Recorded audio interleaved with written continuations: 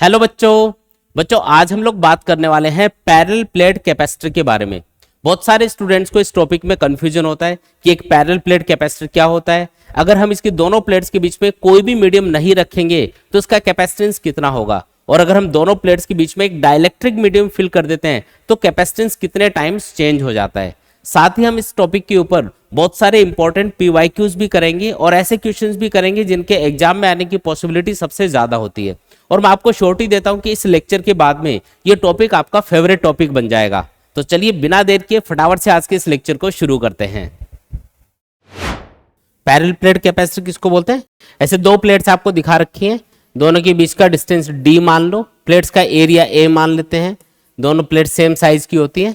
तो पहली प्लेट को सपोज करो आपने पॉजिटिवली चार्ज कर रखा है, प्लस क्यू चार्ज है इसके ऊपर, जिसकी वजह से इधर नेगेटिव चार्ज इंड्यूस हो जाएगा माइनस क्यू। फिर इसको हम ग्राउंडेड रखते हैं तो जिसकी वजह से इधर जो पॉजिटिव चार्ज इंड्यूस होगा वो कहाँ चला जाएगा? ग्राउंड के अंदर, एक तरह से, है ना।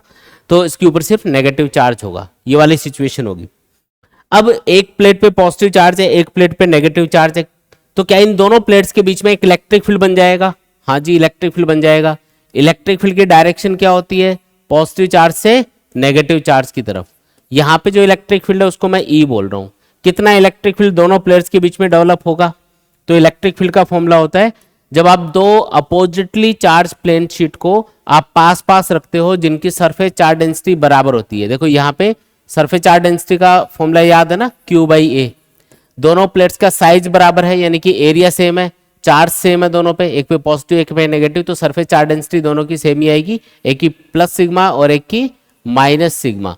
तो सरफेस चार्ज डेंसिटी बराबर है और दोनों प्लेट्स के ऊपर भी सेम सरफेस चार्ज डेंसिटी है, इसलिए इनके बीच में जो इलेक्ट्रिक फील्ड है वो बन जाएगा सिग्मा अपॉन एप्सिलॉन नॉट। ये हम ऑलरेडी पहले चैप्टर में, मैंने लास्ट में जब आपको प्लेन शीट के लिए डेरिवेशन करवाया था कि एक सिंगल प्लेन शीट का जो इलेक्ट्रिक फील्ड है वो होता है सिग्मा अपॉन 2 एप्सिलॉन नॉट। और जब दो प्लेट्स को आप पास पास रखते हो जिनपे एक पे पॉजिटिव चार्ज एक पे नेगेटिव चार्ज है, तो बीच में इलेक्ट्रिक फील्ड एक शीट से डबल हो जाएगा, यानी कि सिग्मा अपॉन एप्सिलॉन नॉट आएगा।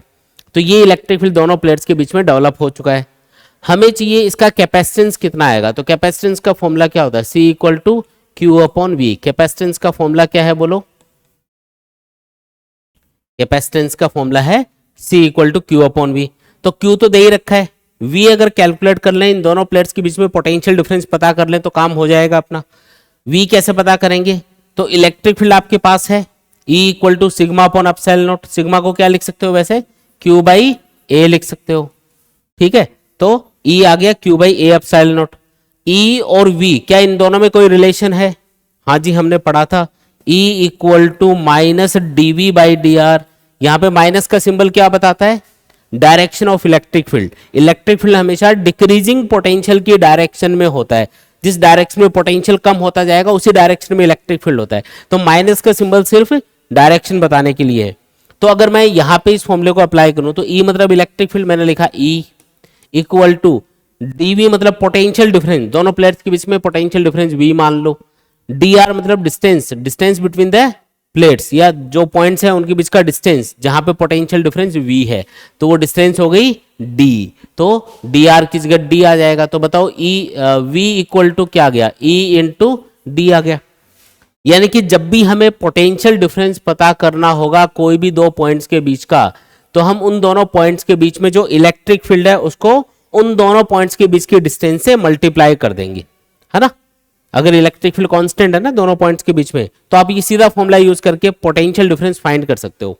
तो V अगर मुझे फाइंड करना है, अगर मुझे V फाइंड करना है इस फॉर्मूले से, तो मैं क्या करूं? E को D से मल्टीप्लाई कर दूं। E तो ये रहा, तो Q upon A epsilon not को D से मल्टीप्लाई कर दिया, ये आ गया V, और V को उठा के इसमें पुट कर दो तो कैपेसिटेंस C आ जाएगा Q अपॉन, देखो Q upon A epsilon not into D।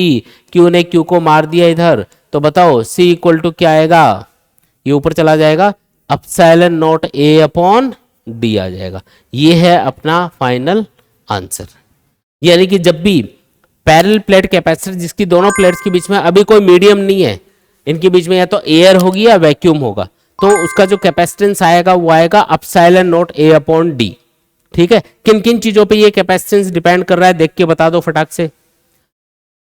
Epsilon not मतलब electrical permittivity of free space. अगर कोई मीडियम नहीं है दोनों प्लेट्स के बीच में तो क्या आएगा यहाँ पे अपसाइलन नॉट। अगर मीडियम होता तो अपसाइलन आता। अपसाइलन मतलब उस मीडियम की इलेक्ट्रिकल परमिटिविटी यहाँ पे लिखी जाती जो मीडियम दोनों प्लेट्स के बीच में रखा जाएगा। ए मतलब एरिया ऑफ द प्लेट्स, है ना। ए मतलब क्या है, एरिया ऑफ द प्लेट्स। और डी मतलब डिस्टेंस बिटवीन द प्लेट्स, दोनों प्लेट्स के बीच में डिस्टेंस कितनी है। तो इन तीन चीजों के ऊपर कैपेसिटेंस डिपेंड करेगा। आया समझ में, आसान है एकदम। आज का जो लेक्चर है उसके अंदर हम ये डिस्कस करेंगे कि अगर कैपेसिटर की दोनों प्लेट्स के बीच में कोई मीडियम फिल कर दिया जाता है तो फिर कैपेसिटेंस कितना हो जाएगा, है ना, उससे क्या फर्क पड़ेगा, उससे क्या बेनिफिट होगा, वो सारी चीजें आज के लेक्चर में हम लोग देखेंगे। तो सपोज करो हमारे पास एक पैरेलल प्लेट कैपेसिटर है। ये एक पैरेलल प्लेट कैपेसिटर है जिसकी दोनों प्लेट्स के बीच में डिस्टेंस है सपोज करो डी डिस्टेंस है, और एरिया ऑफ द प्लेट्स हम ए मान लेते हैं। दोनों प्लेट्स का एरिया सेम होता है कैपेसिटर के अंदर। पैरेलल प्लेट कैपेसिटर में दोनों प्लेट्स का एरिया क्या रहेगा, सेम रहेगा। ठीक है, अभी सपोज करो आपने इसको चार्ज कर रखा है। अभी कोई मीडियम नहीं है दोनों प्लेट्स के बीच में, लेकिन आपने इसको चार्ज कर रखा है। तो ऊपर वाली प्लेट पे सपोज करो पॉजिटिव चार्ज है प्लस क्यू, और इसकी वजह से सरफेस चार्ज डेंसिटी है सपोज करो सिग्मा। नीचे वाली प्लेट पे कितना चार्ज होगा, उतना ही नेगेटिव चार्ज होगा माइनस क्यू, और इसकी सरफेस चार्ज डेंसिटी क्या होगी, माइनस सिग्मा। याद है ना सरफेस चार्ज डेंसिटी क्या होती है, sigma equal to Q by A. Charge पर unit area is called surface charge density. ठीक है, तो शुरुआत में देखो ये थोड़ा बहुत कैपेसिटर भी चार्ज है मान लो, और इसके दोनों प्लेट्स के बीच में एक इलेक्ट्रिक फील्ड भी बना हुआ है। इलेक्ट्रिक फील्ड की डायरेक्शन हमेशा किधर से किधर लेते हैं हम लोग, पॉजिटिव चार्ज से नेगेटिव चार्ज की तरफ लेते हैं। पॉजिटिव चार्ज से नेगेटिव चार्ज की तरफ हम इलेक्ट्रिक फील्ड की डायरेक्शन कंसिडर करते हैं। अभी मैं इसको ई नोट सिंबल दे रहा हूं। दोनों प्लेट्स के बीच में जो इलेक्ट्रिक फील्ड है ना उसको मैंने नाम दे दिया ई नोट। तो ई नोट कितना होगा, तो ई नोट होगा, याद करो फॉर्मूला बताया था, सिग्मा अपॉन अपसाइलन नोट। अगर कैपेसिटर की दोनों प्लेट्स के बीच में कोई भी मीडियम नहीं है, बिना किसी मीडियम के अगर इसके बीच में जो इलेक्ट्रिक फील्ड है उसको कैलकुलेट किया जाता है तो ये इलेक्ट्रिक फील्ड आता है सिग्मा अपॉन अपसाइलन नोट के बराबर। ठीक है, और शुरुआत में इसका कैपेसिटेंस भी हम फाइंड कर चुके हैं। तो कैपेसिटेंस का फॉर्मूला क्या होगा, तो कैपेसिटेंस शुरुआत में इसका होगा सी नोट बोल देते हैं उसको, अपसाइलन नोट ए अपॉन डी। ठीक है, तो ये चीजें हमको ऑलरेडी पता है। एक चीज और लिख सकते हो साथ में, दोनों प्लेट्स के बीच में जो पोटेंशियल डिफरेंस है वो कितना होगा। तो याद करो पोटेंशियल डिफरेंस और इलेक्ट्रिक फील्ड में एक रिलेशन होता है, E equal to minus dv by d r. पढ़ा था ना हमने, E equal to minus dv by d r. E की जगह ई रख लेते हैं। माइनस सिंबल डायरेक्शन बताने के लिए होता है इलेक्ट्रिक फील्ड की, कि वो हाई पोटेंशियल से लो पोटेंशियल की तरफ होता है। डीवी मतलब पोटेंशियल डिफरेंस, दोनों प्लेट्स के बीच में जो पोटेंशियल डिफरेंस है उसको वी लिख देते हैं। डी आर मतलब डिस्टेंस, दोनों प्लेट्स के बीच में जो डिस्टेंस है उसको डी लिख देते हैं। तो बताओ क्या फॉर्मूला बना, V equal to E into D बन गया। यानी कि इलेक्ट्रिक फील्ड को डिस्टेंस से मल्टीप्लाई करते हैं तो क्या मिलता है, पोटेंशियल डिफरेंस मिलता है। तो शुरुआत में जो पोटेंशियल डिफरेंस है अभी, क्योंकि जब आप डाइलेक्ट्रिक मीडियम फिल कर दोगे तब पोटेंशियल डिफरेंस अलग होगा, तो अभी जो पोटेंशियल डिफरेंस है उसको मैं V नोट नाम दे देता हूं, जो कि बराबर होगा E note into D. Electric field को डिस्टेंस से मल्टीप्लाई करोगे क्या मिलेगा, पोटेंशियल डिफरेंस मिलेगा, है ना। ये बातें हमको ऑलरेडी पता है। अब सपोज करो आपने क्या किया, इसकी दोनों प्लेट्स के बीच में एक डाइलेक्ट्रिक मीडियम फिल कर दिया। यहां पे हम क्या करेंगे, एक डाइलेक्ट्रिक मीडियम फिल करेंगे। दोनों प्लेट्स के बीच में ये जो स्पेस है, ये पूरा का पूरा जो स्पेस है ना, ये पूरी की पूरी जो जगह है इसको हम डाइलेक्ट्रिक मीडियम से फिल कर देंगे। पूरा भर दिया इसको डाइलेक्ट्रिक मीडियम से सपोज करो। तो डाइलेक्ट्रिक मीडियम से अगर आप इसको फिल कर दोगे तो यहाँ पे क्या होगा, जो डाइलेक्ट्रिक मीडियम के मॉलिक्यूल्स हैं वो इस इलेक्ट्रिक फील्ड की वजह से पोलराइज हो जाएंगे। पोलराइज होने का मतलब है उन मॉलिक्यूल्स के अंदर पॉजिटिव चार्ज का सेंटर इलेक्ट्रिक फील्ड की डायरेक्शन में चला जाएगा। पोलराइजेशन का मतलब क्या है, उन मॉलिक्यूल्स में जो पॉजिटिव चार्ज का सेंटर है वो तो इलेक्ट्रिक फील्ड की डायरेक्शन में शिफ्ट हो जाएगा, और जो नेगेटिव चार्ज का सेंटर है वो इलेक्ट्रिक फील्ड के अपोजिट डायरेक्शन में शिफ्ट हो जाता है। देखो इस तरीके से हो जाएगा। पॉजिटिव चार्ज कौन सी डायरेक्शन में आ गया, इलेक्ट्रिक फील्ड की डायरेक्शन में। नेगेटिव चार्ज किधर चला गया, इलेक्ट्रिक फील्ड के अपोजिट डायरेक्शन में। क्योंकि याद रखो जब भी किसी चार्ज पार्टिकल को इलेक्ट्रिक फील्ड में रखा जाता है ना, तो उसमें पॉजिटिव चार्ज के ऊपर फोर्स लगता है इलेक्ट्रिक फील्ड के डायरेक्शन में, और नेगेटिव चार्ज पे फोर्स लगता है इलेक्ट्रिक फील्ड के अपोजिट डायरेक्शन में। इसलिए ये वाली सिचुएशन आ जाएगी। अब एक चीज अगर हम ध्यान से देखें यहाँ पे, अगर ध्यान से यहाँ पे देखा जाए तो ये जो डाइलेक्ट्रिक मीडियम आपने पूरा भर दिया है बीच में, इसकी ऊपर वाली सरफेस को देखो, यहां पे क्या हो गया, नेगेटिव चार्ज इंड्यूस हो गया, एक तरह से नेगेटिव चार्ज आ गया, और नीचे वाली सरफेस पे क्या आ गया, उतना ही पॉजिटिव चार्ज आ गया। दिखा गया आपको, बीच में जो पॉजिटिव और नेगेटिव चार्ज है वो आपस में कैंसिल हो जाएंगे, है ना। ये पॉजिटिव और नेगेटिव चार्ज है ना, ये पॉजिटिव नेगेटिव ये आपस में कैंसिल, तो इधर एक पॉजिटिव चार्ज की लेयर बन गई, इधर एक नेगेटिव चार्ज की लेयर। ये जो नेगेटिव चार्ज की लेयर बनी है यहाँ पे डाइलेक्ट्रिक मीडियम की ऊपर वाली सरफेस पे, इसकी सरफेस चार्ज डेंसिटी मान लो माइनस सिग्मा पी, और नीचे जो पॉजिटिव चार्ज की जो लेयर बनी है इसकी सरफेस चार्ज डेंसिटी मान लो प्लस सिग्मा पी। तो ऊपर वाली सरफेस, ये जो ऊपर वाली प्लेट है, मतलब जो ऊपर वाली मेटल प्लेट है, इसके ऊपर सरफेस चार्ज डेंसिटी अब कितनी हो जाएगी, तो पहले सरफेस चार्ज डेंसिटी सिग्मा थी, है ना, पहले चार्ज की वजह से सरफेस चार्ज डेंसिटी कितनी थी, सिग्मा। अब देखो इस नेगेटिव चार्ज की वजह से इसका जो पॉजिटिव चार्ज है वो कैंसिल होगा, तो सरफेस चार्ज डेंसिटी घटेगी। अब कितनी हो जाएगी सरफेस चार्ज डेंसिटी, देख के बताओ, सिग्मा में से सिग्मा पी माइनस करना पड़ेगा, सिग्मा माइनस सिग्मा पी। इसी तरीके से लोअर प्लेट के ऊपर सरफेस चार्ज डेंसिटी कितनी हो जाएगी, देख के बताओ, minus sigma plus sigma P, minus sigma plus sigma P, minus common ले लोगे तो सिग्मा माइनस सिग्मा पी आ गया ब्रैकेट में। तो पहले जहां पे सरफेस चार्ज डेंसिटी सिग्मा और माइनस सिग्मा थी, अब सरफेस चार्ज डेंसिटी कितनी हो गई, सिग्मा माइनस सिग्मा पी और माइनस सिग्मा पी। दोनों की सरफेस चार्ज डेंसिटी बराबर ही है, लेकिन एक की पॉजिटिव एक की नेगेटिव, है ना। तो इस तरीके से हुआ। अब सरफेस चार्ज डेंसिटी अगर कम हो गई पहले से, तो इससे क्या फर्क पड़ेगा, सरफेस चार्ज डेंसिटी कम होने से इलेक्ट्रिक फील्ड कम हो जाता है। देखो formula, E naught equal to sigma upon epsilon naught, है ना। अगर सिग्मा कम हो गया तो इलेक्ट्रिक फील्ड भी कम हो गया। तो अब जो इलेक्ट्रिक फील्ड है दोनों प्लेट्स के बीच में वो हो जाएगा ई, जिसका फॉर्मूला होगा sigma minus sigma P upon epsilon naught. Sigma की जगह मैंने क्या लिख दिया, सिग्मा माइनस सिग्मा पी लिख दिया। आया समझ में। अच्छा, ये जो सिग्मा माइनस सिग्मा पी है, इसका इस डाइलेक्ट्रिक मीडियम के डाइलेक्ट्रिक कांस्टेंट के साथ में एक रिलेशन है। याद है क्या डाइलेक्ट्रिक कांस्टेंट, किसी भी मीडियम की इलेक्ट्रिकल परमिटिविटी और फ्री स्पेस की इलेक्ट्रिकल परमिटिविटी का जो रेशियो होता है उसी को बोलते हैं dielectric constant of the medium. इसका एक और सिंबल होता है एप्सिलॉन आर, है ना। इसको रिलेटिव इलेक्ट्रिकल परमिटिविटी भी बोलते हैं। तो मीडियम का जो डाइलेक्ट्रिक कांस्टेंट होगा या रिलेटिव इलेक्ट्रिकल परमिटिविटी होगी वो कितनी है, उसके ऊपर डिपेंड करेगा कि ये सिग्मा माइनस सिग्मा पी कितना आएगा। ठीक है, कैसे, देखो ये जो सिग्मा माइनस सिग्मा पी है ना, ये जो सिग्मा माइनस सिग्मा पी है, सिग्मा माइनस सिग्मा पी, ये बराबर होता है सिग्मा अपॉन के के। के मतलब क्या है, के का मतलब यहां पे याद रखना डाइलेक्ट्रिक कांस्टेंट है, ये इलेक्ट्रोस्टैटिक कांस्टेंट नहीं है, ये क्या है यहाँ पे डाइलेक्ट्रिक कांस्टेंट। आप चाहो तो इसको एप्सिलॉन आर भी लिख सकते हो, के या फिर एप्सिलॉन आर। इसका फॉर्मूला होता है एप्सिलॉन अपॉन एप्सिलॉन नॉट, है ना, ये याद रखना है। तो सरफेस चार्ज डेंसिटी का डाइलेक्ट्रिक कांस्टेंट के साथ में क्या रिलेशन है, सिग्मा माइनस सिग्मा पी, यानी कि सरफेस चार्ज डेंसिटी में जो कमी आएगी वो डिपेंड करेगी डाइलेक्ट्रिक कांस्टेंट पे। मीडियम का डाइलेक्ट्रिक कांस्टेंट जितना ज्यादा होगा सरफेस चार्ज डेंसिटी उतनी ही कम मिलेगी। पहले सरफेस चार्ज डेंसिटी सिग्मा थी, अब कितनी होगी, सिग्मा अपॉन के, है ना। तो यहाँ पे ये जो सिग्मा माइनस सिग्मा पी आपने लिखा है, क्या हम इसको सिग्मा बाई के से रिप्लेस कर सकते हैं, ये वाली टर्म इसके बराबर है। इसका मतलब जहां पे सिग्मा माइनस सिग्मा पी लिखा है उसकी जगह आप क्या लिख सकते हो, सिग्मा बाई के लिख सकते हो। के मतलब डाइलेक्ट्रिक कांस्टेंट, के मतलब डाइलेक्ट्रिक कांस्टेंट, ठीक है। अच्छा जी, तो ये इलेक्ट्रिक फील्ड अब दोनों प्लेट्स के बीच में आपको मिल रहा है। इलेक्ट्रिक फील्ड पहले कितना था देख के बताओ, सिग्मा अपॉन एप्सिलॉन नॉट, अब कितना है सिग्मा अपॉन के एप्सिलॉन नॉट। क्या इलेक्ट्रिक फील्ड में कमी आ रही है, हाँ जी, क्यों, क्योंकि देखो के टाइम्स कम हो गया इलेक्ट्रिक फील्ड, और के की वैल्यू हमेशा 1 से ज्यादा होती है, ध्यान रखना है। किसी भी मीडियम के लिए आप देखोगे ना तो के की वैल्यू हमेशा 1 से ज्यादा आएगी।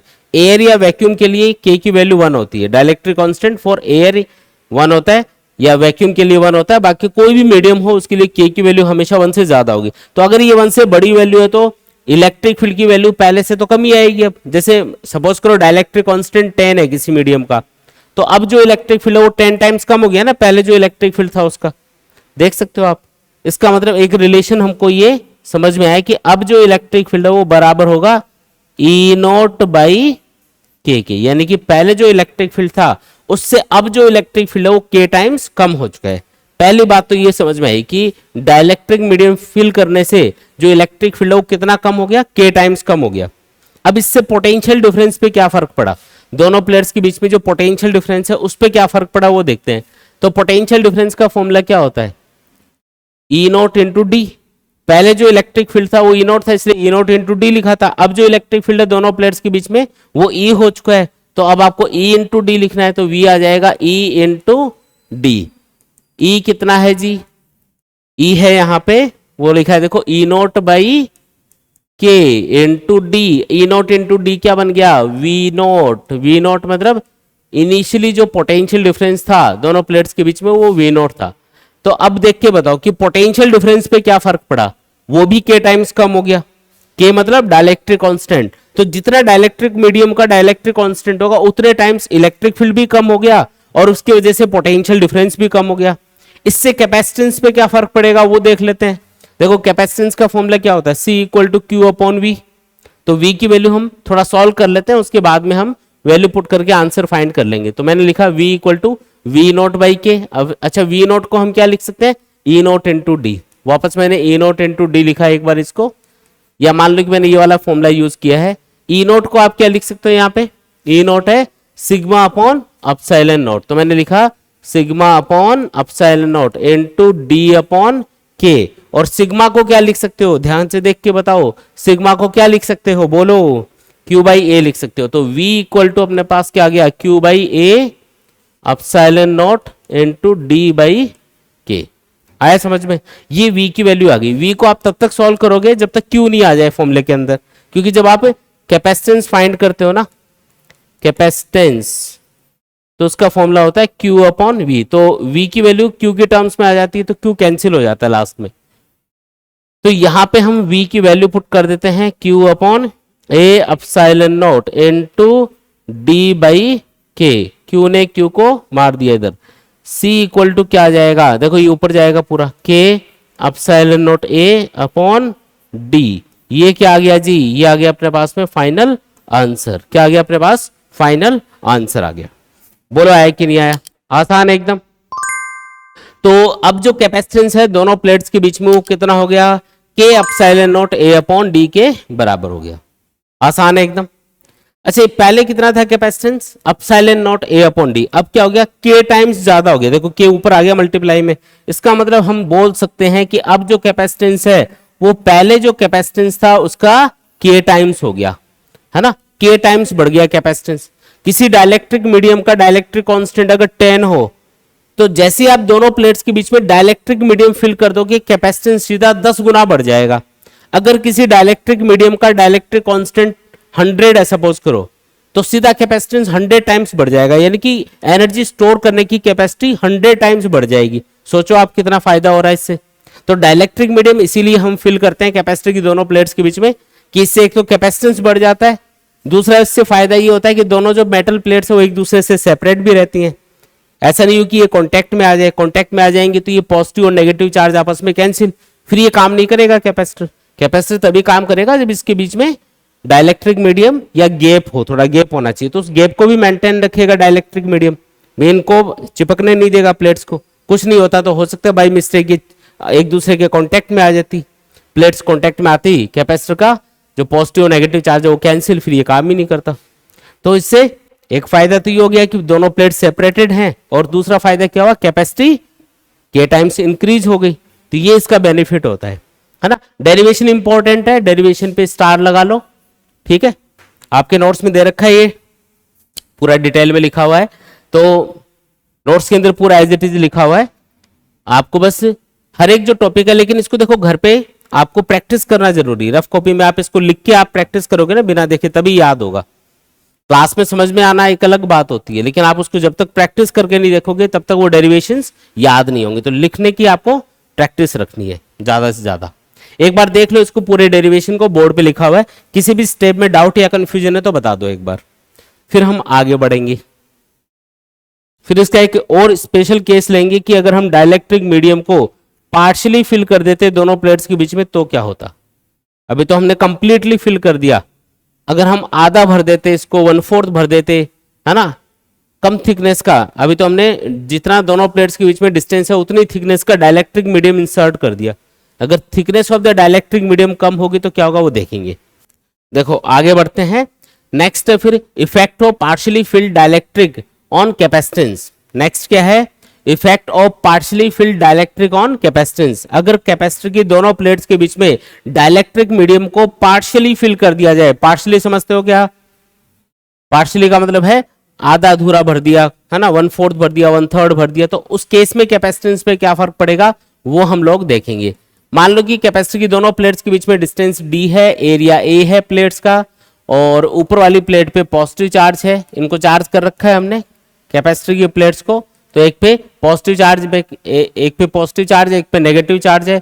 पॉजिटिव चार्ज की सरफेस चार्ज डेंसिटी सिग्मा मान लो, नेगेटिव चार्ज की surface charge density minus sigma मान लो। सिग्मा आपको पता ही है क्या होता है, Q/A को हम सरफेस चार्ज डेंसिटी बोलते हैं, चार्ज अपॉन एरिया को, है ना। प्लेट्स के ऊपर अगर Q और माइनस Q चार्ज है तो इनकी सरफेस चार्ज डेंसिटी हो जाएगी Q/A और माइनस Q/A, जिनको हमने सिग्मा और माइनस सिग्मा लिखा हुआ है। शुरुआत में इनका कैपेसिटेंस, इस कैपेसिटर का कैपेसिटेंस कितना होगा तो उसको C नोट बोल देते हैं, एप्सिलॉन नॉट A/D के बराबर होगा शुरुआत में।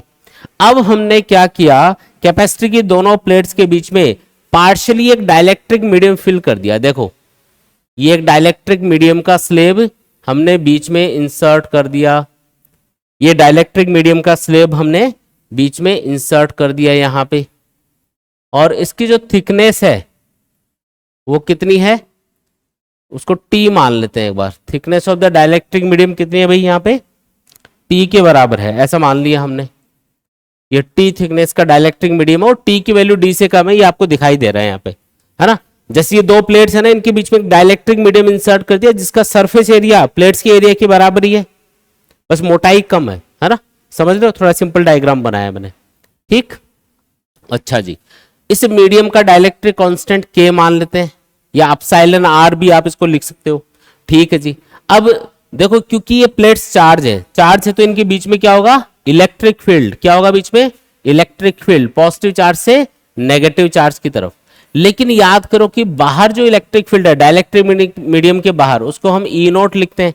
E नोट कितना होता है, सिग्मा अपॉन एप्सिलॉन नोट के बराबर। लेकिन जहां पे डाइलेक्ट्रिक मीडियम आ जाता है वहां तो इलेक्ट्रिक फील्ड कम हो जाता है, कितना कम हो जाता है, K टाइम्स कम हो जाता है, ये हमने पढ़ लिया अभी।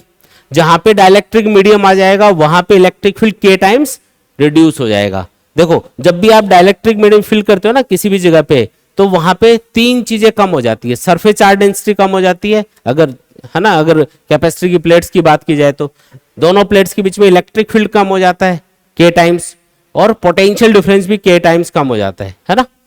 तो यहाँ पे जहां पे डाइलेक्ट्रिक मीडियम आ गया वहां पे इलेक्ट्रिक फील्ड कितना मिलेगा, E नोट बाई K, ऐसा ही होगा ना। अब अगर मुझे इसका कैपेसिटेंस फाइंड करना है तो मुझे फॉर्मूला यूज करना पड़ेगा कैपेसिटेंस के लिए, C इक्वल टू Q/V, मतलब V फाइंड करना पड़ेगा। अभी मान लेते हैं प्लेट्स के ऊपर Q और माइनस Q चार्ज है, तो V फाइंड कर लें और इसमें पुट कर दें तो काम बन जाएगा अपना। तो V कैसे लाएंगे, अब V समझना कैसे फाइंड कर रहा हूं मैं। हमने पढ़ा था कि अगर हमें दोनों प्लेट्स के बीच में पोटेंशियल डिफरेंस और इलेक्ट्रिक फील्ड को रिलेट करना होता है तो हम फॉर्मूला यूज करते हैं V equal to E into D. ये वही फॉर्मूला है, E equal to minus dV/dr, उसी को मैंने रीअरेंज करके लिख दिया थोड़ा सा। V equal to E into D, यानी कि इलेक्ट्रिक फील्ड को डिस्टेंस से मल्टीप्लाई करोगे तो क्या मिल जाएगा, पोटेंशियल डिफरेंस मिल जाएगा। लेकिन ये वाला जो फॉर्मूला है इसमें आप एक चीज नोटिस करो कि E यहाँ पे सेम होना चाहिए हर जगह। यहाँ तो जहां पे डाइलेक्ट्रिक मीडियम नहीं है वहां तो इलेक्ट्रिक फील्ड होगा E नोट, और जहां पे डाइलेक्ट्रिक मीडियम है वहां पे इलेक्ट्रिक फील्ड होगा E नोट बाई K। ये तो अलग अलग हो गया ये। तो एक काम करते हैं, इस फॉर्मूले को भी दो पार्ट्स में सॉल्व कर लेते हैं। पहले वो स्पेस देख लो जहां पे डाइलेक्ट्रिक मीडियम नहीं है, वहां पे पोटेंशियल डिफरेंस हो जाएगा E note into D minus T। भाई T थिकनेस का डाइलेक्ट्रिक मीडियम है, तो वो जगह जहां पे डाइलेक्ट्रिक मीडियम नहीं है वो कितना है, वो D माइनस T हुआ। फिर जहां पे डाइलेक्ट्रिक मीडियम है वहां पे पोटेंशियल डिफरेंस कितना होगा, तो इलेक्ट्रिक फील्ड को डिस्टेंस से मल्टीप्लाई करना है आपको, तो इलेक्ट्रिक फील्ड है E note by K into D कर दिया, सॉरी T कर दिया मैंने। आया समझ में, ठीक है। देखो दो टुकड़ों में कैसे लिखा, ये फॉर्मूला मैंने यूज किया है। फॉर्मूला क्या है, पोटेंशियल डिफरेंस फाइंड करना है, तो आपको इलेक्ट्रिक फील्ड को किससे मल्टीप्लाई करना है, डिस्टेंस से मल्टीप्लाई करना है। दोनों प्लेट्स के बीच में वो स्पेस बताओ जहां पे डाइलेक्ट्रिक मीडियम नहीं है, उसकी थिकनेस बताओ। तो टोटल जो डिस्टेंस है दोनों प्लेट्स के बीच में वो डी है, उसमें से टी को माइनस कर दो तो वो हो गया डी माइनस टी। उतनी जगह पे इलेक्ट्रिक फील्ड कितना है, ई नोट, तो E naught into D minus t क्या हो गया, पोटेंशियल डिफरेंस हो गया। कौन सा वाले रीजन में, जहां पे डाइलेक्ट्रिक मीडियम नहीं है।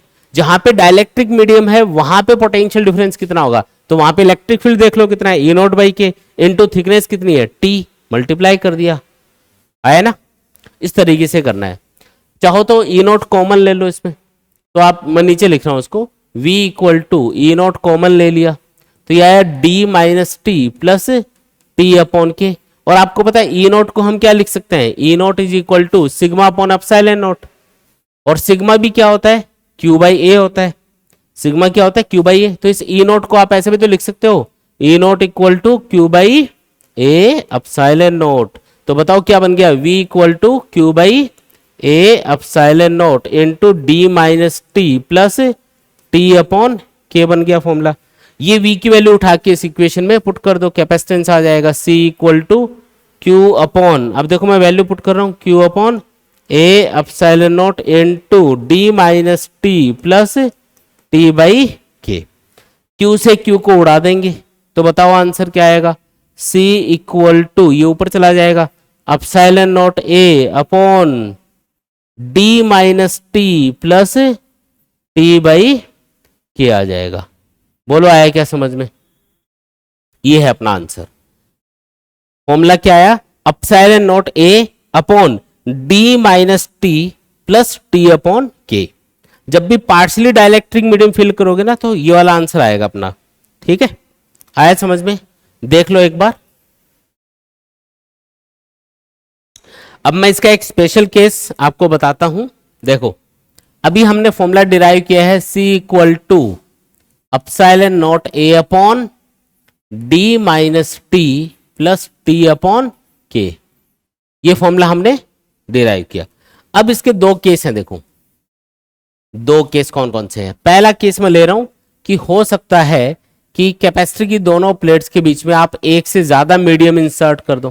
क्या कर दो आप, एक से ज्यादा मीडियम कैपेसिटर की दोनों प्लेट्स के बीच में इंसर्ट कर दो इस तरीके से। जैसे ये कोई T1 थिकनेस का डाइलेक्ट्रिक मीडियम है जिसका डाइलेक्ट्रिक कांस्टेंट K1 है, और ये कोई T2 थिकनेस का डाइलेक्ट्रिक मीडियम है जिसका डाइलेक्ट्रिक कांस्टेंट K2 है ना। दो से ज्यादा भी हो सकते हैं। तो फिर कैपेसिटेंस का फॉर्मूला क्या होगा, तो देखो आपको लिखना है एप्सिलॉन नॉट a अपॉन, देखो यहां पे फॉर्मूले का फॉर्मेट देखो, D में से क्या माइनस किया, thickness of the dielectric medium, तो D में से दोनों मीडियम की थिकनेस को माइनस कर दो, प्लस क्या किया थिकनेस अपॉन डाइलेक्ट्रिक कांस्टेंट, मतलब T1 upon K1 plus T2 upon K2। ये लो जी आंसर आ गया। अगर तीन मीडियम होते तो एक एक टर्म और बढ़ा देते, यहां पे माइनस T3 आ जाता है, यहां पे प्लस T3 अपॉन K3 आ जाता है ना, आसान एकदम। तो ये वाला फॉर्मूला लगाना है। दूसरा केस ये भी हो सकता है कि आप मेटल का स्लेब इंसर्ट कर दो, दोनों प्लेट्स के बीच में क्या रख दो, एक मेटल का स्लेब रख दो। अब मेटल का डाइलेक्ट्रिक कांस्टेंट आपको याद होना चाहिए। अगर ये मेटल है तो उसका डाइलेक्ट्रिक कांस्टेंट होगा इनफाइनाइट, याद है क्या। जो मेटल होता है ना उसका डाइलेक्ट्रिक कांस्टेंट कितना होता है, इनफाइनाइट। डी इन दोनों प्लेट्स के बीच में डिस्टेंस है, ठीक है। तो अब जो कैपेसिटेंस है वो कितना हो जाएगा, सोचो, C equal to epsilon naught a upon D minus T plus T upon infinite, और टी अपॉन इनफाइनाइट क्या बन जाएगा, जीरो बन जाएगा। यानी कि आंसर आ गया C equal to epsilon naught a upon D minus T. फिर ये आंसर आएगा। बोलो आया क्या समझ में, आसान है एकदम, ठीक है। तो ये इसके स्पेशल केस हो गए, ऐसा भी हो सकता है, ये भी आपको याद रखना है। क्लियर है एकदम, ठीक है। दो से ज्यादा मीडियम होंगे। अच्छा इसमें ये बोल देता हूं कि एक डाइलेक्ट्रिक मीडियम है और एक मेटल स्लेब है, तो जो मेटल स्लेब होगा उसके लिए डाइलेक्ट्रिक कांस्टेंट क्या ले लेंगे, इनफाइनाइट, तो वो वाली टर्म जीरो बन जाएगी, बाकी एज इट इज रहेंगी। इस तरीके से करना है। आया, आसान है एकदम, चला जाए आगे। चलिए जी, देखो कुछ क्वेश्चंस करके देखते हैं। The two plates of a parallel plate capacitor are 4 millimeter apart. A slab of dielectric constant 3 and thickness 3 millimeter is introduced between the plates with its faces parallel to them. The distance between the plates is so adjusted that the capacitance of the capacitor becomes 2 by third of its original value. What is the new distance between the plates? तो दोनों plates के बीच में क्या distance आपने अब कर दी है वो आपको पूछा जा रहा है। ठीक है, केस क्या है मैं समझा देता हूं थोड़ा सा एक बार। ये बोल रहा है कि हमारे पास एक पैरेलल प्लेट कैपेसिटर है। देखो ये एक पैरेलल प्लेट कैपेसिटर मान लेते हैं। हमें बता रखा है इसकी दोनों प्लेट्स के बीच में जो डिस्टेंस है वो कितनी है, 4 मिलीमीटर के बराबर है ना, separated by 4 millimetre. A slab of dielectric constant 3। अब देखो इसकी दोनों प्लेट्स के बीच में हमने एक डाइलेक्ट्रिक मीडियम इंसर्ट कर दिया जिसका थिकनेस तो है 3 मिलीमीटर और डाइलेक्ट्रिक कांस्टेंट कितना है, 3 के बराबर है। डाइलेक्ट्रिक कांस्टेंट 3 और थिकनेस 3 मिलीमीटर, तो ये वाला केस बन गया ये। और साथ में दोनों प्लेट्स के बीच में जो डिस्टेंस है उसको भी हमने चेंज कर दिया, रीएडजस्ट कर दिया। ये लो थिकनेस तो है 3 मिलीमीटर और डाइलेक्ट्रिक कांस्टेंट कितना है 3। अब जो डिस्टेंस है वो डी डैश कर दी। अभी हमने जो डिस्टेंस है उसको बढ़ा के डी डैश कर दिया। बढ़ाया क्यों, क्योंकि देखो फाइनल जो कैपेसिटेंस है वो 2 बाई थर्ड हो गया इनिशियल का। कैपेसिटेंस बढ़ाया घटा कम हो गया, 2 बाई थर्ड हो गया ना। फाइनल जो कैपेसिटेंस, जैसे मान लो पहले इसका कैपेसिटेंस था C1, अब हो गया C2, तो C2 कितना है 2 बाई 3 टाइम्स ऑफ C1 है, तो कम हो गया ना। ये तो 2 बाई 3 टाइम्स हो गया, मतलब कम हो गया। कम कब होता है कैपेसिटेंस, जबकि डाइलेक्ट्रिक मीडियम इंसर्ट करेंगे तब तो बढ़ना चाहिए था। तो कम होता है जब आप डिस्टेंस को बढ़ा देते हो दोनों प्लेट्स के बीच में। अगर डिस्टेंस बढ़ाओगे तो कैपेसिटेंस घट जाएगा। तो यहाँ पे आपने डिस्टेंस को रीएडजस्ट करके डी डैश कर दिया। वही आपको पूछा जा रहा है कि what is the new distance between the plates. अब जो नई डिस्टेंस है वो कितनी होगी, ये हिंट दिया हुआ आपको। तो पहले ये बताओ कि अब जो कैपेसिटेंस है उसका क्या फॉर्मूला लगाओगे। क्या ये पार्शियली फिल्ड कैपेसिटर वाला केस बन गया।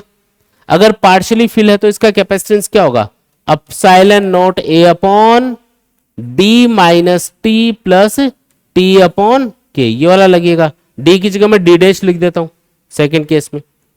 2 बाई 3 इंटू C1 क्या है, C1 मतलब इनिशियल कैपेसिटेंस कितना होगा, epsilon not a upon D. भाई जब कोई डाइलेक्ट्रिक मीडियम नहीं है तो कैपेसिटेंस का फॉर्मूला क्या होता है, epsilon not a upon D. Epsilon not a दोनों साइड में कैंसिल, 3 इंटू डी इधर ले जाओ, ये आ गया 3 इंटू डी, और ये 2 से ये इधर मल्टीप्लाई हो जाएगा तो ये आएगा 2 D dash minus 2t plus 2t by के। वैल्यूज पुट करते हैं, देखो 3 इंटू, वैसे हमें क्या चाहिए यहाँ पे डी डैश चाहिए तो इसको अलग कर लेते हैं एक बार। 2 डी डैश इक्वल टू सब उधर ले जाओ, 3d plus 2t minus 2t upon के। अब मैं वैल्यू पुट कर रहा हूं, देखो ध्यान से। d कितना है, d है 4 मिलीमीटर। मैं मिलीमीटर में डेटा पुट कर रहा हूं, मिलीमीटर में आंसर आ जाएगा उससे। ठीक है, यूनिट चेंज नहीं कर रहा। t कितना है 3 मिलीमीटर, तो 3 लिख दिया। माइनस 2 इंटू थिकनेस 3 मिलीमीटर है और जो डाइलेक्ट्रिक कांस्टेंट है वो भी 3 है, तो ये 3 से 3 कैंसिल, ये 2, क्या आएगा 12 प्लस 6 यानी कि 18। 18 में से 2 माइनस करोगे 16, यानी कि 2 डी डैश कितना आया 16। तो बताओ डी डैश कितना आएगा, 8 मिलीमीटर आ जाएगा।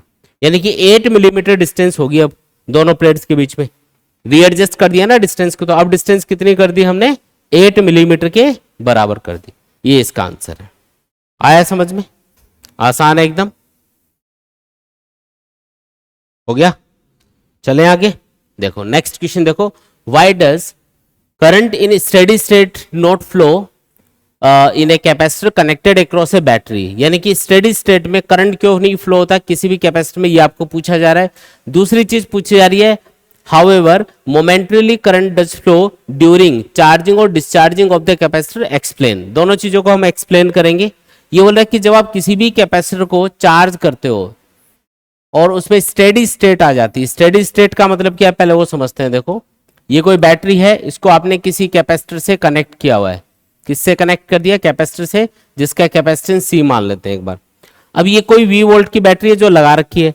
शुरुआत में कैपेसिटर चार्ज नहीं है मान लो, तो जैसे ही बैटरी से इसको कनेक्ट करोगे, अब आपको पता है कि जब चार्ज नहीं होगा प्लेट्स के बीच में तो उनके बीच में कोई भी पोटेंशियल डिफरेंस नहीं होगा, इनका पोटेंशियल 0 0 रहेगा। लेकिन जैसे ही बैटरी से जोड़ोगे, अब देखो ये जो पॉजिटिव टर्मिनल है ये हाई पोटेंशियल वाला टर्मिनल होता है। पॉजिटिव का मतलब क्या है? High potential. तो हाई पोटेंशियल से लो पोटेंशियल की तरफ पॉजिटिव चार्ज फ्लो होना स्टार्ट हो जाएगा और इस कैपेसिटर की पहली प्लेट के ऊपर पॉजिटिव चार्ज आना स्टार्ट हो जाता है, जिससे सेकंड प्लेट के ऊपर इधर नेगेटिव चार्ज और इधर पॉजिटिव चार्ज इंड्यूस होना स्टार्ट हो जाएगा। वो पॉजिटिव चार्ज इस नेगेटिव प्लेट से अट्रैक्ट होके इधर आ जाएगा। इसका मतलब इसके ऊपर प्लस क्यू चार्ज आ जाएगा प्लेट के ऊपर और इसके ऊपर माइनस क्यू चार्ज आ जाएगा। अब ये चार्ज कब तक आता रहेगा? जब तक ये कैपेसिटर फुली चार्ज नहीं होता। फुली चार्ज का मतलब जब तक इस प्लेट का जो पॉजिटिव पोटेंशियल है वो इस पॉजिटिव इलेक्ट्रोड के पोटेंशियल के बराबर नहीं हो जाता। ये जो पॉजिटिव इलेक्ट्रोड है इस बैटरी की, इसका पोटेंशियल और इस पॉजिटिव प्लेट का पोटेंशियल जब तक बराबर नहीं होगा तब तक चार्ज इधर से इधर फ्लो होता रहेगा।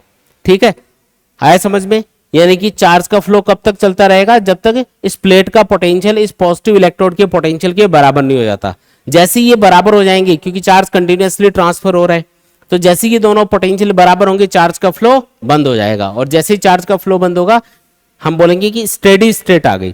ऐसे इधर नेगेटिव जो प्लेट है इसका पोटेंशियल इस नेगेटिव टर्मिनल के पोटेंशियल के बराबर हो जाएगा स्टेडी स्टेट में, तो फिर इसके अंदर करंट फ्लो नहीं होगा। तो स्टेडी स्टेट में करंट क्यों नहीं फ्लो होता बताओ? क्योंकि पॉजिटिव प्लेट का पोटेंशियल पॉजिटिव इलेक्ट्रोड के बराबर हो जाता है और नेगेटिव प्लेट का पोटेंशियल नेगेटिव इलेक्ट्रोड के बराबर हो जाता है। और कोई भी ऐसे दो पॉइंट जिनका पोटेंशियल बराबर हो उनके बीच में चार्ज कभी भी फ्लो नहीं होगा। चार्ज के फ्लो होने के लिए क्या जरूरी है? पोटेंशियल डिफरेंस होना जरूरी है। जैसे पानी कब फ्लो होता है? जब लेवल का डिफरेंस होता है। अगर सेम लेवल पे दो पॉइंट है ना, जैसे एक टेबल है मान लो, उसके ऊपर पानी गिरा दो, एकदम हॉरिजॉन्टल टेबल है तो उसमें पानी फ्लो नहीं होगा। लेकिन उसका एक सिरा ऊपर उठा दोगे टेबल का तो पानी फ्लो के नीचे गिर जाएगा। क्यों? क्योंकि लेवल का डिफरेंस आ गया। तो उसी तरीके से करंट भी तभी फ्लो होता है जब दो पॉइंट्स के बीच में पोटेंशियल का डिफरेंस होता है। इसीलिए तो हम बैटरी जोड़ते हैं करंट फ्लो करवाने के लिए। ठीक है, तो ये वाली सिचुएशन होगी। तो स्टेडी स्टेट में मैं लिख देता हूं, in steady state the potential of the plates of the capacitor becomes equal to the electrodes of the cell या फिर बैटरी, जो भी आपने कनेक्ट कर रखी होगी ना यहाँ पे सेल या बैटरी, उसकी इलेक्ट्रोड्स के बीच में जो जितना पोटेंशियल होगा उतना ही प्लेट्स का पोटेंशियल हो जाता है, इसलिए करंट फ्लो नहीं होगा। ये पहला केस है। सेकंड सिचुएशन में इसने बोला कि जब हम इसको कनेक्ट करते हैं तब तो करंट फ्लो होता है इसके अंदर एक मोमेंट के लिए। मोमेंटरीली का मतलब होता है एक मोमेंट के लिए करंट फ्लो होगा। ऐसा क्यों? क्योंकि जब तक ये कैपेसिटर चार्ज नहीं होगा तब तो पोटेंशियल डिफरेंस रहेगा ना दोनों प्लेट्स के बीच में, तब तक तो चार्ज फ्लो हो ही रहा है। जैसे मान लो कि ये कैपेसिटर है और जब तक ये पूरा चार्ज नहीं होगा तब तक क्या होगा? बैटरी से इधर से पॉजिटिव चार्ज और इधर से ये इधर पॉजिटिव चार्ज आता जाएगा इसके ऊपर और इस वाली प्लेट पे नेगेटिव चार्ज आता जाएगा। तो ये कब तक होता रहेगा ऐसा? जब तक पोटेंशियल बराबर नहीं होता, है ना। या फिर जब ये कैपेसिटर डिस्चार्ज हो रहा होगा तब भी ऐसा होता है कि एक करंट फ्लो होगा सर्किट में मोमेंटरीली। मोमेंटरीली मतलब एक मोमेंट के लिए। जब ये डिस्चार्ज होता है, जैसे मान लो इसको आप सर्किट से हटा दो, ये तो चार्जिंग का केस ले लिया मैंने, चार्जिंग। अब मान लो ये कैपेसिटर चार्ज हो चुका है, इधर पॉजिटिव चार्ज है प्लेट पे, इधर नेगेटिव चार्ज होगा, है ना। अब मैंने सीधा ही इसको वायर से जोड़ दिया, बैटरी हटा दी, तो ये जो कैपेसिटर है ये एक बैटरी की तरह ही काम करेगा। जैसे इस प्लेट और इस प्लेट के बीच में एक पोटेंशियल डिफरेंस है, यहाँ पे क्यू और माइनस क्यू चार्ज है ना इन प्लेट्स के ऊपर, तो इन दोनों प्लेट्स के बीच में एक पोटेंशियल का डिफरेंस होगा जिसकी वजह से एक करंट सर्किट में फ्लो होगा, हाई पोटेंशियल से लो पोटेंशियल की तरफ। इस तरीके से करंट फ्लो होता है। जब तक ये पूरा डिस्चार्ज नहीं होगा ना तब तक ये करंट फ्लो होता रहेगा। देखो चार्जिंग के टाइम पे तो करंट किधर से किधर जा रहा है? पॉजिटिव प्लेट से एंटर कर रहा है, नेगेटिव से बाहर जा रहा है। और जब डिस्चार्जिंग होगी तो पॉजिटिव से, क्योंकि ये बैटरी की तरह काम करेगा, तो पॉजिटिव से करंट बाहर जाएगा जैसे बैटरी के लिए होता है, और नेगेटिव से एंटर करेगा। पॉजिटिव से करंट बाहर जाता है चार्जिंग के टाइम पे और नेगेटिव से एंटर करता है। लेकिन डिस्चार्जिंग के टाइम पे उल्टा हो जाएगा, पॉजिटिव से बाहर जाएगा करंट, नेगेटिव से एंटर करेगा। ये कौन सा केस है? डिस्चार्जिंग वाला केस। आया समझ में? ये लेकिन तब तक ही होगा। डिस्चार्जिंग या चार्जिंग का मतलब है कि इसको कैपेसिटर को चार्ज होने में कुछ ज्यादा टाइम नहीं लगता है, या डिस्चार्ज होने में कुछ ज्यादा टाइम नहीं लगता, तो एक मोमेंट के लिए ही ये करंट फ्लो होता है। जैसे आप बैटरी से जोड़ोगे तुरंत ये चार्ज हो जाता है, तो जब ये चार्ज हो रहा होता है कुछ सेकंड के लिए, उतनी देर के लिए ही ये करंट फ्लो होगा, और जब ये डिस्चार्ज हो रहा होगा कुछ सेकंड में डिस्चार्ज हो जाएगा। बैटरी की तरह नहीं होता कि धीरे धीरे डिस्चार्ज होता रहता है, ये इसकी खास बात है। कैपेसिटर तुरंत चार्ज को स्टोर करता है, एनर्जी को स्टोर करता है, तुरंत एनर्जी को सप्लाई कर देता है। ठीक है, तो इस तरीके से ये काम करेगा।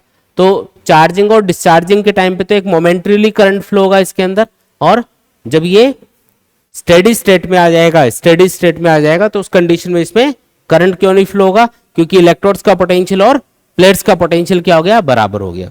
ठीक है, पॉजिटिव प्लेट का पोटेंशियल पॉजिटिव इलेक्ट्रोड के बराबर और नेगेटिव प्लेट का पोटेंशियल नेगेटिव इलेक्ट्रोड के बराबर हो जाता है स्टेडी स्टेट में। आया समझ में, आसान है एकदम। चलो आगे बढ़ते हैं, नेक्स्ट क्वेश्चन देखो, find the charge on the capacitor as shown in the circuit. ये एक सर्किट दिखा रखा है, इसमें कैपेसिटर के ऊपर चार्ज की वैल्यू बतानी है। तो चार्ज की वैल्यू बताने के लिए आपको पहले इसकी दोनों प्लेट्स के बीच में पोटेंशियल डिफरेंस पता करना पड़ेगा कि इसकी दोनों प्लेट्स के बीच में पोटेंशियल डिफरेंस कितना है। अगर वो पोटेंशियल डिफरेंस V पता चल जाएगा हमें, तो हम चार्ज की वैल्यू तो इजीली हम इजीली बता सकते हैं, क्योंकि हमें कैपेसिटेंस गिवन है। देखो C इक्वल टू कितना है, 6 माइक्रोफेरेड गिवन है, और Q इक्वल टू क्या होता है कैपेसिटर के लिए, Q equal to C into V। तो C आपको दे रखा है, V पता करना है। अब यहाँ पे 2 वोल्ट की एक बैटरी लगा रखी है जिससे सर्किट में करंट फ्लो होगा। तो शुरुआत में तो कैपेसिटर चार्ज होगा, है ना, शुरुआत में जब कैपेसिटर चार्ज होगा और बाद में जब स्टेडी स्टेट आ जाएगी तो इस वाली ब्रांच पे करंट फ्लो होना बंद हो जाएगा। जब तक कैपेसिटर चार्ज नहीं होगा तब तक तो इसमें करंट फ्लो होगा, लेकिन जब ये स्टेडी स्टेट में आ जाएगा, मतलब फुली चार्ज हो चुका होगा, तो इसकी दोनों प्लेट्स के बीच में जो पोटेंशियल डिफरेंस है, अब ये कैपेसिटर देखो, एक तो A पॉइंट पे और एक ये B पॉइंट मान लेते हैं और इसको मान लेते हैं C। तो A और B पॉइंट के बीच में कैपेसिटर कनेक्टेड है, तो बैटरी की वजह से जितना पोटेंशियल डिफरेंस 10 ओम रेजिस्टेंस के अक्रॉस रहेगा, उतना ही पोटेंशियल डिफरेंस इस 6 माइक्रोफेरेड कैपेसिटर की प्लेट्स के बीच में भी रहेगा। क्यों? क्योंकि दोनों पैरेलल में कनेक्टेड है। स्टेडी स्टेट में क्या होगा, ये फुल्ली चार्ज हो जाएगा और उसके बाद में इसकी दोनों प्लेट्स के बीच में पोटेंशियल डिफरेंस कांस्टेंट हो जाएगा। कितना पोटेंशियल डिफरेंस इसकी दोनों प्लेट्स के बीच में मिलेगा, जितना इस 10 ओम रेजिस्टेंस के अक्रॉस होगा। ऐसा क्यों? क्योंकि दोनों पैरेलल में कनेक्टेड है। पैरेलल कॉम्बिनेशन की खास बात ध्यान रखनी है, जब भी दो इंस्ट्रूमेंट पैरेलल में कनेक्टेड हो तो उनके बीच में पोटेंशियल डिफरेंस सेम रहेगा। ठीक है, अब क्योंकि स्टेडी स्टेट आ चुकी है, स्टेडी स्टेट का मतलब है ये चार्ज हो चुका है, अब इस ऊपर वाली ब्रांच पे करंट फ्लो नहीं हो रहा, बस इसकी दोनों प्लेट्स के बीच में क्या है, एक पोटेंशियल डिफरेंस है जो इस 10 ओम रेजिस्टेंस के क्रॉस पोटेंशियल डिफरेंस के बराबर ही है। तो एक काम करते हैं, करंट कहां जाएगा, तो करंट इधर से जाएगा और इधर से होता हुआ वापस आ जाएगा। तो करंट को रेजिस्टेंस कितना मिला, 10 + 20 यानी कि 30 ओम, है ना, और पोटेंशियल डिफरेंस कितना अप्लाई करो, 2 वोल्ट। तो करंट कितना फ्लो होगा सर्किट में, सर्किट में जो करंट फ्लो हो रहा होगा ना, ऐसे करंट जा रहा होगा, इसमें तो जाना नहीं है करंट, इसमें तो करंट क्या हो जाएगा स्टेडी स्टेट में 0। इन स्टेडी स्टेट करंट 0 हो जाएगा इसमें। तो मैं करंट कैलकुलेट कर लेता हूं, करंट कितना फ्लो होगा सर्किट में। I इक्वल टू क्या होता है, ओम्स लॉ लगाओ, I equal to V/R, 10th class में पढ़ा है ना आपने, I equal to V/R। V कितना है 2 वोल्ट, R कितना है 10 + 20 यानी कि 30। तो ये आ गया करंट, यानी कि 1/15 एम्पियर आ गया।